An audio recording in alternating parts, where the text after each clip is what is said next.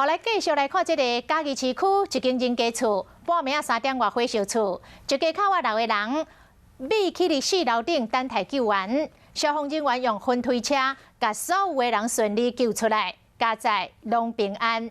另外，高雄的三明区一栋透天厝的3楼发生着起爆的火灾，当时一个阿嬷伫咧洗身躯，冲到阳台化救人，紧急房救出来送病院，规身有40%2度的烧烫伤，讲真有可能是煮物件的时阵无小心，驾驶来外泄，引发着爆炸。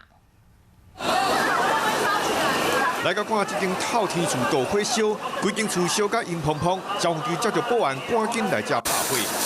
消防队哪救火，哪烦恼内底有人走袂出来，队员赶紧冲入内底救人。先收3楼，先收3楼。伫高雄三明区一间透天厝，伫尾暗3楼突然间大火烧，迄时厝内底阁有一名阿嬷当地洗身躯。阿婆啊，就伫阳台遐等人救，安尼啊。嘿，做大声，像咧地动安尼。阿嬷叫消防队员救出来，规身躯有42%度烧烫伤。大火烧原因好参像都是因为煮饭所引起的。我们消防人员在救灾过程中发现他的瓦斯钢瓶是泄气，在漏气的过程。另外，伫嘉义有一间民家厝啊，半暝换来发生火警，一家口住6个人，有的秘伫3楼阳台，有的走去4楼买顶看救命。不要跳！不要跳！消防队员赶紧来救援，爸爸妈妈一人抱一个囡仔先去救来。囡仔赶紧抱咧送去救护车，虽然妈妈家己惊甲唔好讲，也是在安大囡仔。